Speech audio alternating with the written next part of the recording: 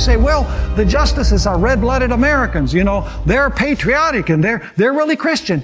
But Roman Catholicism teaches that your first loyalty is to the church. Whatever the church commands, that's what you do.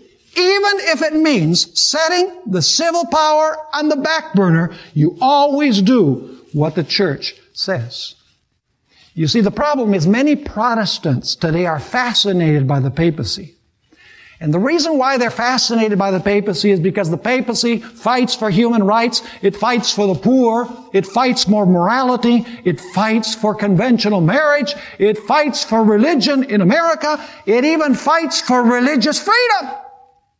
And so Protestants in the United States say, well, this system has definitely changed.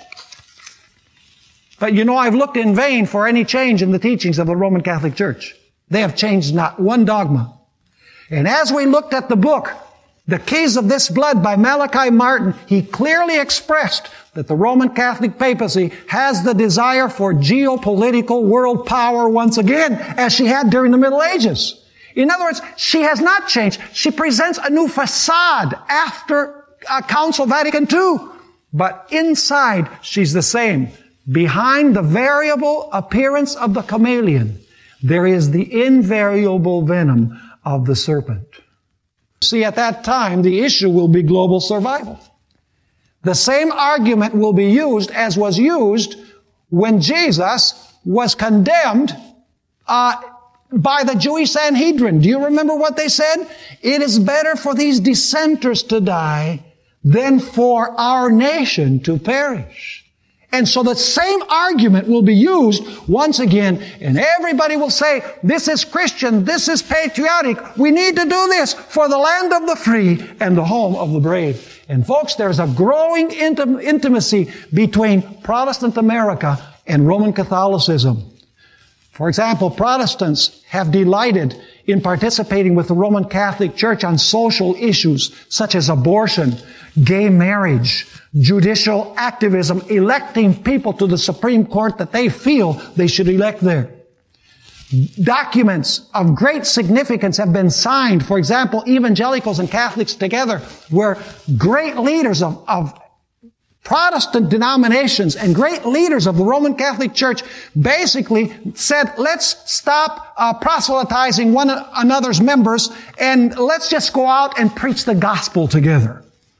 Also, the Lutherans and the Catholics, of all people, folks, the Lutherans. Martin Luther was the one who began the Protestant Reformation in the year 1517 when he put the 95 Theses on the cathedral door in Wittenberg.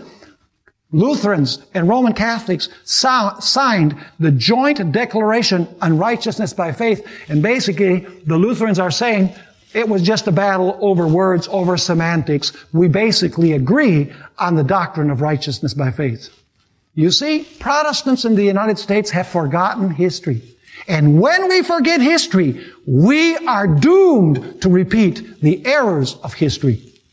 On a state level, the United States has drawn very, very close to the Roman Catholic papacy.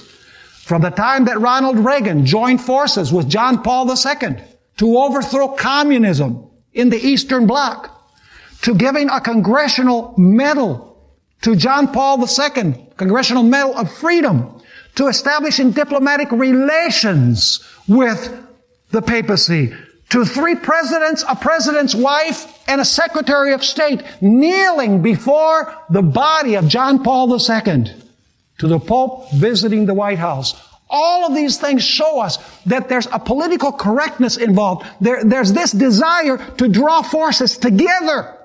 In other words, there's no longer any desire to be different, to be separate.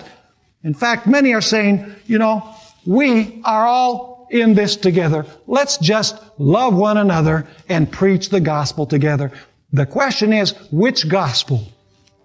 Is it the gospel that the Bible presents, or is it the gospel that is presented by the Roman Catholic Church?